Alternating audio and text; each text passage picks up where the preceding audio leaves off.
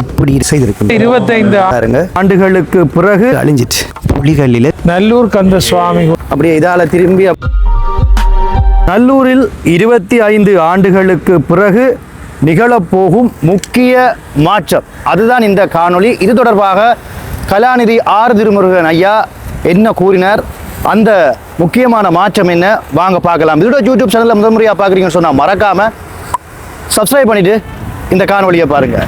நல்லூர் என்ற ஊரில் நல்லூர் கந்தசுவாமி ஆலயத்தில் நாங்கள் இப்பொழுது நிற்கிறோம். முன் ராஜகோபுர பணிகள் தற்சமயமும் வேலை இடம்பெற்று கொண்டிருக்கிறது. இன்றைய தினம் 31ஆம் தேதி 3ஆம் மாதம் 2026ஆம் ஆண்டு. இப்பொழுது நாங்கள் வெளிக்கிட்டோம். அப்படியே இதால் திரும்பி அப்படியே நல்லூர் கந்தசுவாமி ஆலயத்திலிருந்து அப்படியே நாங்கள் அந்த ஆலயத்தை நோக்கி போக போகிறோம். வரலாற்று சிறப்பு மிக்க நல்லூர் கைலாசநாதர் கோவில் 25 வருஷத்துக்கு பிறகு அங்கே ஒரு முக்கியமான விடயம் இடம்பெற போகிறது. அது தொடர்பாகத்தான் நாங்கள் பார்க்க போகிறோம். அது மட்டும் இல்லை, யாழ்ப்பாணத்தில் இலங்கை யாழ்ப்பாணத்தில் பொலிகளால் ஒரு கட்டப்பட்ட கோயில்களில் இந்த கோயிலும் இந்த ஆலயம் ஒன்று. அந்த ஆலயத்துக்கு நல்லூர் கந்த சுவாமி கோயிலிருந்து எப்படி போகிறோம் என்கின்றதையும் நாங்கள் பார்க்குறோம். இதில் இருந்து குறிப்பாக ஒரு 300 மீட்டரில் அந்த ஆலயம் இருக்குது. இப்பொழுது நாங்கள் அருகில் வந்துட்டோம். நல்லூரினுடைய அந்த வளைவை பார்த்து கொண்டிருக்கிறோம். அலங்காரா நல்லூரா. சரி, இப்போ இந்த ஆலயம் இதுதான் இந்த ஆலயம் நல்லூர் கைலாசநாதர் கோவில், கைலாய பிள்ளையார் கோயில் அப்படி என்று சொல்லுவார்கள். ஈழத் திருநாட்டில் தமிழ்வேந்தர் காலத்தில் எழுந்த பழம்பெரும் திருத்தலங்களில் ஒன்று நல்லூர் கைலாசநாத பிள்ளையார் கைலாசநாத சிவன் கோவில்.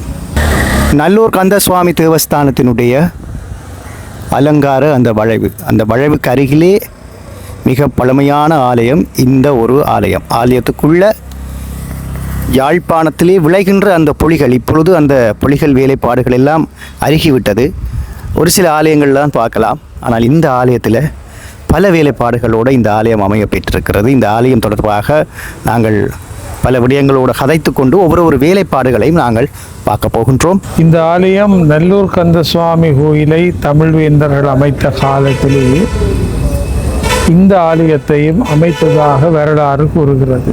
1ஆம் தேதி 4ஆம் மாதம் 2026ஆம் வருடம் 26 வருஷங்களுக்கு பிறகு இந்த ஆலயத்தில் கும்பாபிஷேகம் இடம்பெற இருக்கிறது. முன்னாலே ஜாகசாலை, அந்த ஜாகசாலை பார்த்து கொண்டிருக்கிறோம். அதே மாதிரி ஆலயத்துக்கு முன்னுக்கு போனாலே எங்களுடைய யாழ்ப்பாணத்தில் பொலிகள், இங்கே பாருங்கள், கால் வைக்கிற இந்த கல்லே பொலிகள் தான். ஸோ அந்த வேலைப்பாட்டோட இந்த ஆலயத்தினுடைய முன் பகுதி ஆரம்பமாகிறது. நல்லூரை ராஜதானியாக கொண்டு தமிழ் அரசர்கள் ஆட்சி செய்த காலத்தில் கைலாசநாத பிள்ளையார், கைலாசநாத சிவன், கைலாய நாயகி அம்பாள் என்று இந்த இடத்திலே ஒரு கோயிலை அவர்கள் பிரமாண்டமாக உருவாக்கி இருக்கிறார்கள். ஆலயத்தினுடைய முன் மண்டபத்தை நாங்கள் பார்த்து கொண்டிருக்கிறோம். ஏராளமான தூண்கள், அதாவது 20 தூண்கள் கொண்ட முன் மண்டபத்தினை நாங்கள் பார்த்து கொண்டிருக்கின்றோம்.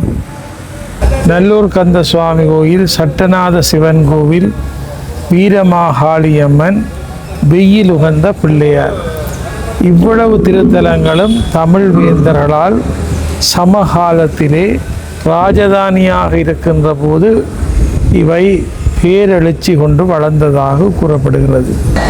அதுபோல் இந்த ஆலயத்தினுடைய பழைய மிக பழமையான அந்த தீர்த்தக்கேணி, அதையும் நாங்கள் பார்க்கணும். கும்பாபிஷேகம் என்பதால் வெண்மையான வர்ணங்கள் இதிலே பூசப்பட்டிருக்கிறது. கேணியை பார்த்து விட்டோம். அப்படியே கொஞ்சம் தள்ளி பார்த்தால் இங்கே ஆறுமுகநாவலர் அவர்களுடைய அந்த சிலை இங்கே இருக்கிறது. இப்பொழுது நாங்கள் ஆலயத்துக்குள்ளே சென்று கொண்டிருக்கிறோம். ஆலயத்தினுடைய முன் மண்டபத்தில் கருங்கல்லினாலான சிற்பங்களை நாங்கள் பார்க்குறோம். ஒவ்வொரு தூண்களிலும் இப்படியான சிற்பங்கள் இங்கே செதுக்கப்பட்டிருக்கிறது. அதாவது நாங்கள் எங்கே அந்த சிற்பங்களை பார்க்கலாம் என்றால் இங்கே பார்க்கலாம். இந்த ஆலயத்துக்கு 3 வாசல்கள், இங்கே ஒரு வாசல், இங்கே ஒரு வாசல், அங்கே ஒரு வாசல், மொத்தம் 3 வாசல்கள் இருக்கிறது. தமிழ் மாமன்னர்கள் வழிபாடு செய்த இந்த திருக்கோயில் பல கோபுரங்களோடு இருந்ததாக கூறப்படுகிறது. ஒவ்வொரு வாசல்களிலேயும் வாயில் காவலர்கள், அந்த சிற்பங்களை வந்து நாங்கள் பார்த்து கொண்டிருக்கிறோம். பாருங்கள்,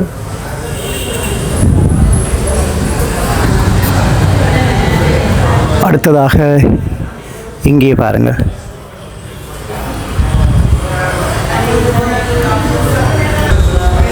இப்படி 3 வாசல்களுக்கு நேராகவும் அங்கே நீங்கள் அந்த சிற்பங்களை பார்க்கலாம். 1505ஆம் ஆண்டு போர்த்துகீசருடைய படையெடுப்புக்கு பின்பு கொஞ்சம் கொஞ்சமாக போர்த்துகீசர் உள்ளே வந்து நல்லூர் கந்த சுவாமி கோயிலை அழித்த கையோடு அடுத்ததாக அழித்த பெருங்கோயில் இந்த கைலாசநாத சிவன் கோயில். இப்பொழுது நாங்கள் கைலாசநாத பிள்ளையார் வாசலினூடாக ஆலயத்துக்குள்ளே வந்து செல்ல போகின்றோம். உள்ளே பாருங்கள், மிக பெரிய ஒரு ஆலயம். அங்கே முன்பகுதியிலே மணிக்கதவு, இங்கே பாருங்கள், இங்கே மணிக்கதவு எங்களை வந்து முதலாவது பிரதான வாசல் எங்களை வரவேற்கிறது. அப்படியே ஆலயத்துக்குள்ளே முதலாவது மண்டபத்தை பாருங்கள், இவ்வளவு பிரம்மாண்டமாக இருக்கிறது. 25 வருடங்களுக்கு பிறகு கும்பாபிஷேகம் காண்கின்ற மண்டபங்கள் என்றால் சாதாரணமான விடயம் அல்ல. இது பெரிய கோயில், இதை அழித்து விட்டார்கள். அப்பொழுது மூலவர் சிவலிங்கத்தையும் பிள்ளையாரையும் அந்த காலத்திலே இங்கே அருகில் இருந்த கிணற்றிலே மறைத்து முன்னோர்கள் பாதுகாத்திருக்கிறார்கள். ஆலயத்துக்கு உள்ளேயும் வந்து சில சிற்பங்களையும் வந்து நாங்கள் பார்த்து கொண்டிருக்கின்றோம். இங்கே வந்து இந்த ஆலயம் எப்படி அழிக்கப்பட்டது, அதனுடைய வரலாறுகள் என்ன என்பது தொடர்பாகவும் ஒளிப்படங்கள், அதாவது புகைப்படங்களையும் வந்து வைத்திருக்கின்றார்கள். அது மட்டுமல்ல, இந்த ஆலயத்தில் பாருங்கள், யாழ்ப்பாணத்து பொலிகளால் செய்யப்பட்ட அந்த உள்ளுக்கு இருக்கிற இன்னொரு மண்டபத்தையும் நாங்கள் பார்த்து கொண்டிருக்கிறோம். அதே போல் இந்த ஆலயத்துக்கு வந்து 2 கொடித்தம்பங்கள் இங்கே பாருங்கள்.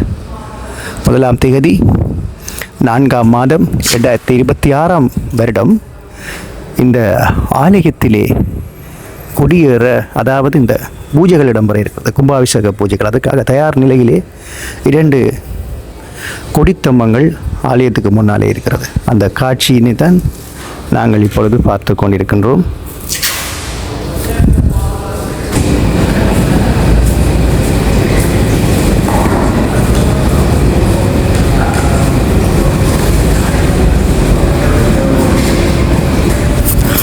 முக்கியமாக ஒரு விடயம் என்னென்னு சொன்னால், யாழ்ப்பாணத்தில் அழிஞ்சிட்டு, இந்த விஷயமே அழிஞ்சிட்டு.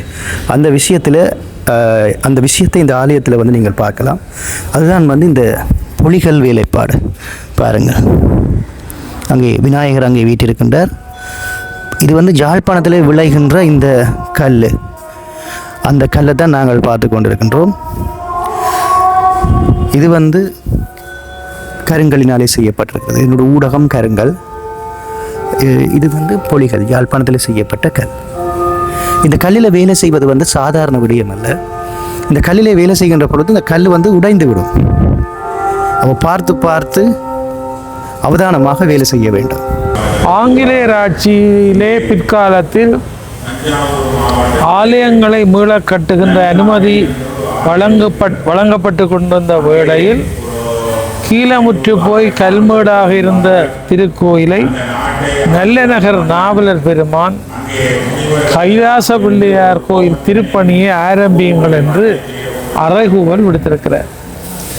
அவரது வேண்டுதலை ஏற்று இந்த ஊர் மக்கள் இந்த கோயிலை இப்பொழுது இருக்கின்ற இடத்திலே மெல்ல மெல்ல கட்டி எழுப்பி இருக்கிறார்கள். அங்கே விநாயக பெருமானுடைய மூஷிக வாகனமும், இங்கே சிவபெருமானுடைய நந்தி வாகனத்தையும் நாங்கள் பார்த்து கொண்டிருக்கின்றோம்.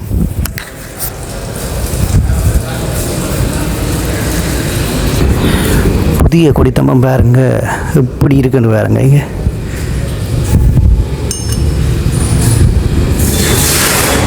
சிவபெருமானுக்குரிய அந்த கொடித்தம்பத்தினை நாங்கள் பார்க்கின்றோம்.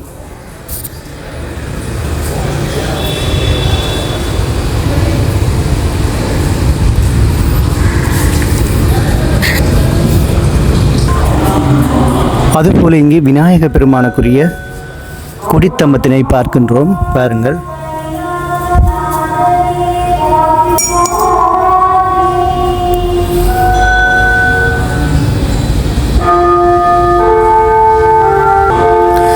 இனி அடுத்ததாக முக்கியமான விடயம், நாங்கள் உள் மண்டபத்துக்குள்ளே போயிட்டு ஒரு தூண்களையும் வந்து நாங்கள் பார்க்க போகின்றோம். வெள்ளை பொடிகளால் 3 வாசல் கொண்ட கோயிலாக இந்த கோயில் முன்பக்கம் அமைந்திருக்கிறது.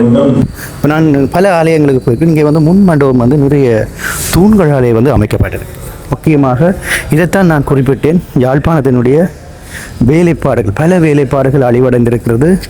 அப்படியான வேலைப்பாடுகள், இந்த வேலைப்பாடுகளும் ஒன்று. இதெல்லாம் எங்களுடைய முன்னோர்கள் செய்த அழகிய வேலைப்பாடுகள். இதெல்லாம் இப்போ கருங்கலில் தான் செய்கின்றார்கள்.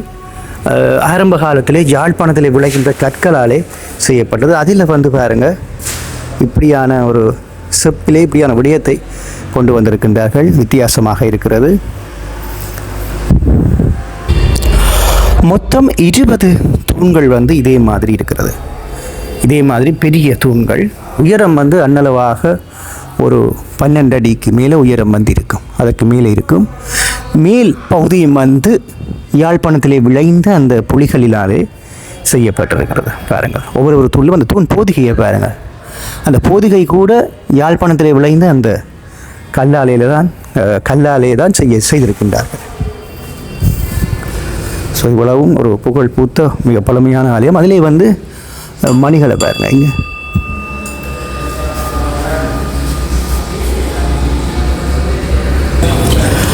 இப்பொழுது நாங்கள் அந்த முன் மண்டபத்தினை பார்த்து கொண்டிருக்கிறோம். முன்னாலே அங்கே சிவன் வந்து அங்கே வீற்றிருக்கின்ற காட்சியும், அங்கே விநாயக பெருமான் மேலே வீற்றிருக்கின்ற காட்சியும் பார்த்து கொண்டிருக்கின்றோம்.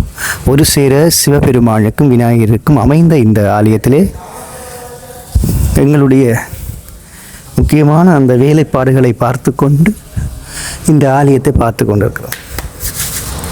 இந்த ஆலயமெல்லாம் இடிக்கப்படாமல் விட்டிருந்தால் அந்த காலத்தில் இதெல்லாம் மிகப்பெரிய ஒரு பொக்கிஷமாக இருந்திருக்கும். அதோட எத்தனை கோடி கொடுத்தாலும் இப்படி ஒரு ஆலயத்தை வந்து இனிமேல் கட்டுவது என்பது மிக மிக ஒரு கடினமான செயல். என்று சொன்னால், இப்படி தூண்களை செய்தவர்கள், இப்படி வேலைப்பாடுகளை செய்தவர்கள் எல்லாம் இப்பொழுது வந்து இறந்து விட்டார்கள். அவருடைய பரம்பரைகள் வந்து அற்று போய்விட்டது. அவர்கள் வேறு தொழிலை தேடி சென்று விட்டார்கள். இப்பொழுது கூட நான் இவர்களை தேடி தெரிந்து கொண்டிருக்கிறேன். இப்படி எங்களுடைய யாழ்ப்பாணத்தில் வேலை செய்தவர்களை தேடி திரிகிறேன். ஏன்னா அவர்களை வந்து ஆவணப்படுத்துவதற்காக, காணொளி எடுப்பதற்காக அவர்களை வந்து தேடி தெரிஞ்சு கொண்டிருக்கிறேன். இங்கே தில்லை நடராசர் அவர்களுடைய அந்த நடராஜர் கோலத்தை நாங்கள் இப்பொழுது பார்த்து கொண்டிருக்கின்றோம்.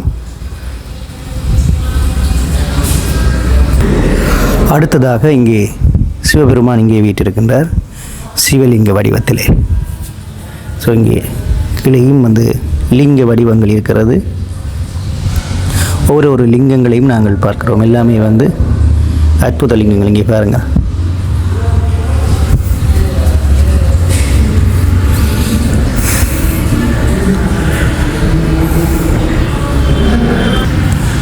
இப்படி நாங்கள் ஆலயத்திலே வந்து பார்த்தோம் என்று சொன்னால், அங்கே இந்த ஆலயத்தினுடைய கற்பகிரத்திலே சிவபெருமான் லிங்க வடிவத்திலே அங்கே வீட்டிருக்கின்ற காட்சியினை பார்த்து கொண்டிருக்கிறோம்.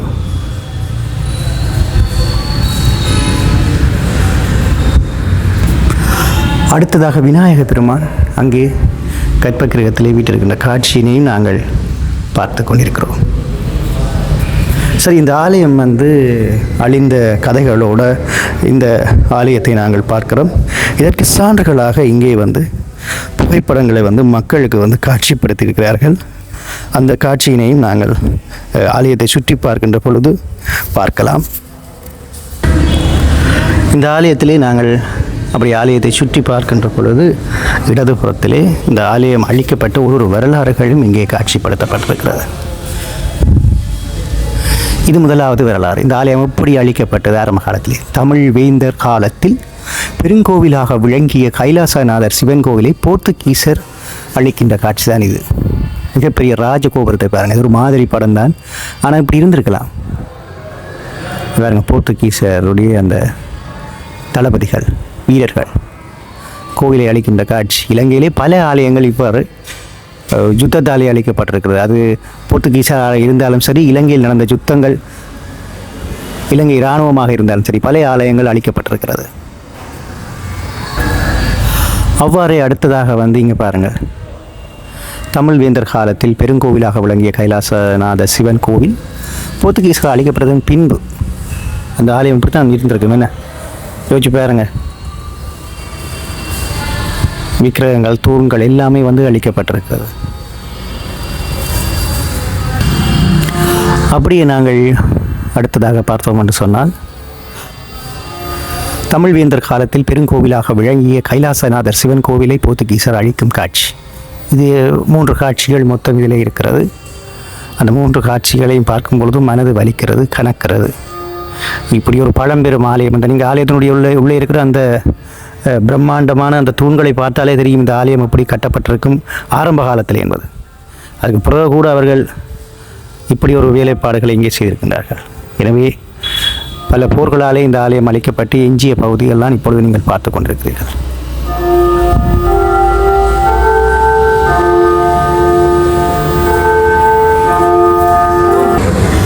தெற்கு பக்கத்திலே அம்பாள் வாசல் புலிகளால் கட்டப்பட்டிருக்கிறது. ஆலயத்தினுடைய பின்புறம் நாங்கள் நிற்கிறோம். நாங்கள் தெற்கு புற வாசலை பார்த்து கொண்டிருக்கிறோம். இங்கே பாருங்கள், வேலைகள் இங்கே இடம்பெற்றுக் கொண்டிருக்கிறது. இது வந்து நாவலர் வீதி. தெற்கு புறத்திலே ஒரு வாயில் ஒன்று இங்கே புதிதாக அமைத்து கொண்டிருக்கின்றார்கள். எதிர்காலத்தில் இந்த இடத்திலையும் ஒரு ராஜகோபுரம் வர வாய்ப்புகள் இருக்கிறது. அங்கே தான் நாங்கள் அந்த புகைப்படங்களை பார்த்துருந்தோம். சரி, அப்படியே நாங்கள் ஆலயத்தினுடைய பின்பகுதியிலே வந்து மிகவும் குறிப்பாக யாழ்ப்பாணத்துக்கென்ற அடையாளம் என்று சொல்லலாம் இன்னொரு தூண் வடிவம், அந்த வடிவத்தினையும் நான் இந்த ஆலயத்தில் உங்களுக்கு காட்டுறேன். அதை அவர்கள் இடிக்கவில்லை. ஆலயம் வந்து கும்பாபிஷேகத்துக்கு திருத்துவார்கள். பழைய ஆலயங்களில் சிலவரை இடித்து விடுவார்கள், இங்கே இதில் திருத்தல். இதெல்லாம் வந்து நீங்கள் பார்க்குறது யாழ்ப்பாணத்திலே ஆரம்ப காலங்களில் ஆலயங்கள் இருந்த தூண்கள். இந்த தூண்கள் வந்து இப்போ இல்லை, மறைஞ்சிட்டு.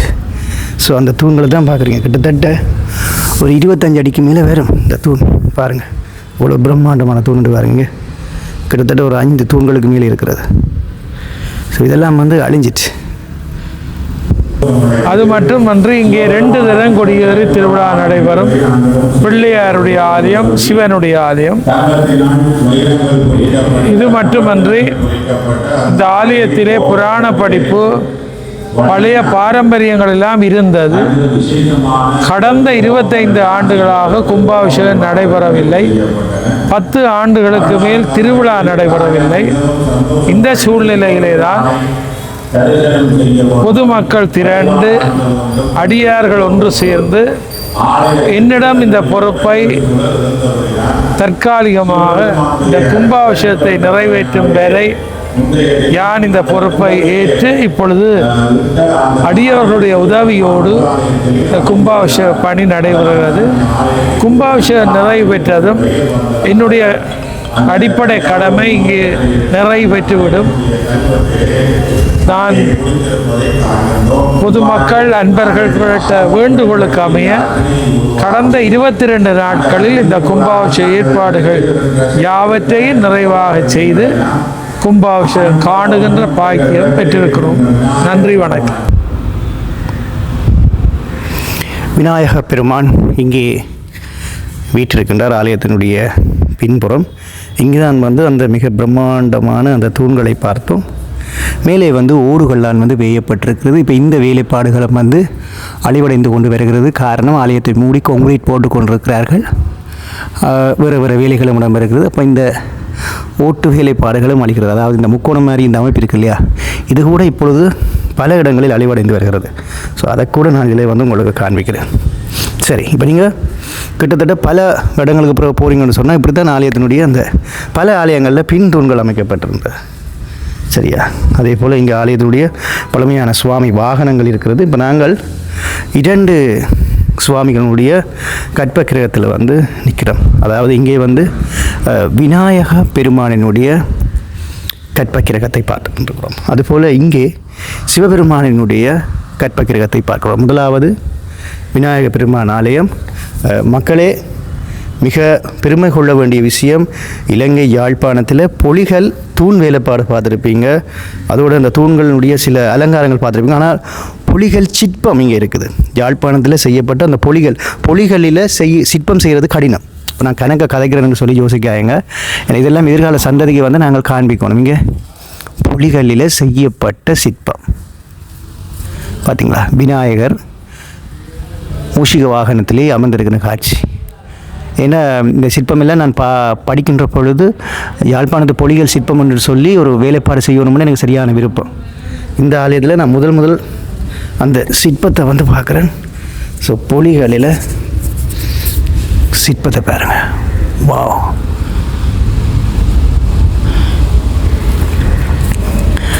அதே இந்த பொலிகளில் சிற்பங்கள் செய்கிறேன்னு சொன்னால் வெடிச்சிடும். அதே மாதிரி சில ஆலயங்களில் இப்போ இந்த பகுதி, அதாவது கற்பகிரகத்திலேருந்து அந்த நீர் வருகின்ற பகுதி, இந்த பகுதி அபிஷேகங்களிடம் வரும் பொழுது நீர் வரும். இதை கூட யாழ்ப்பாணத்து கல்லிலே தான் அவர்கள் செதுக்கியிருக்கிறார்கள். இப்போத்தைய ஆலயங்களில் இந்த கருங்கல்லிலே வந்து செதுக்குகின்றார்கள். பாருங்கள் இப்படி வேலைப்பாடு பாருங்கள், சுற்றி வேற பொலிகள் தான். ஸோ ஒவ்வொரு வேலைப்பாடுகளும் எங்களுடைய முன்னோர்கள் செய்த ஒரு வேலைப்பாடு அழிவடைந்து கொண்டு வருகிறது. இவ்வாறான வேலைப்பாடுகள் இப்பொழுது நாங்கள் சீமேந்தில் தான் செய்கிறோம் என்பது கவலையான ஒரு விடயம். அதுபோல் இவ்வாறான வேலைகள் செய்ய ஒரு சில நபர்கள் இருந்தாலும் அதுக்குரிய பண வசதிகள் அதிகமாக இருக்கும். இந்த கல் கிடைக்கிறதும் கொஞ்சம் கடினமாக இருக்கும். பார்த்தீங்களா,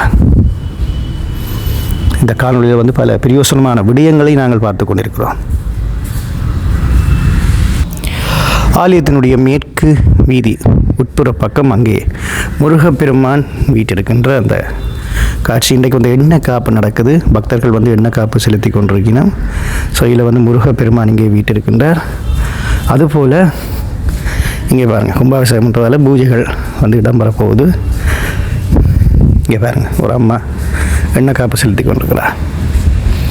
எத்தனை வருஷத்துக்கு அப்புறம் அம்மா எண்ணெய் காப்பு செலுத்துறீங்க? இதான் முதலாவது. இந்த இடமா நீங்கள்? பருத்துறையிலேருந்து வாரீங்களா? நன்றி அம்மா, நன்றி. ஓ, நீங்கள் சாத்துமா பாருங்க. இந்த அம்மா சாத்துங்கம்மா.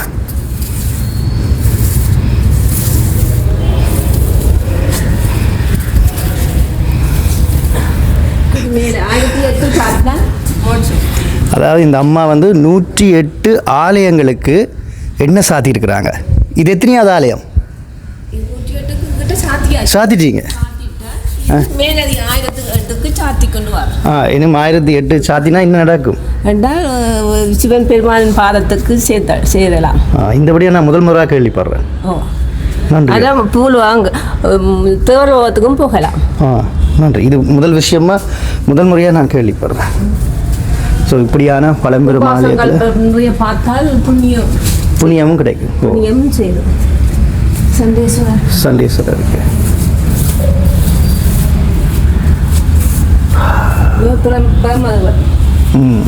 பிரம்மதேவன் என்ன? பிரம்மதேவனுக்கு விக்கிரகம் இருக்கிறது இஞ்சானமாக நான் முதல் முறையாக பார்க்குறேன்.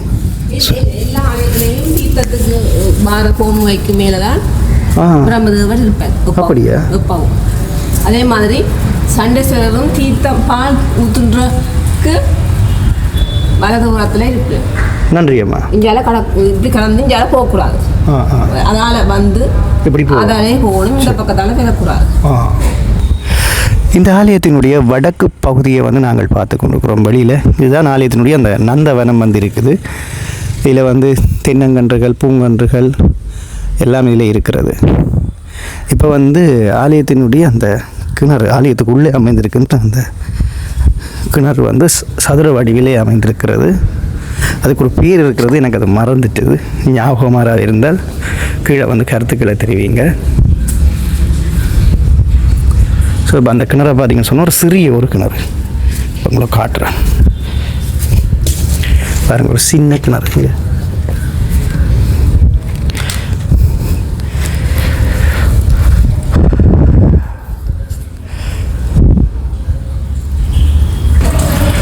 எனவே பல ஆலயங்கள் நீங்கள் பார்த்தாலும் இலங்கையில் இப்படியான ஆலயங்களும் இருக்கிறது.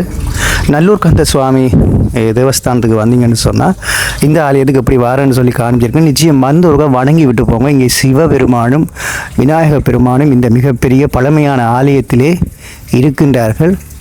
நிறைய அடியவர்களுக்கு தெரியாது இப்படி ஒரு ஆலயம். வெளியாலே தான் பார்ப்பார்கள். வெளியில் பார்க்க இந்த ஆலயம் புதுசு மாதிரி இருக்கும்.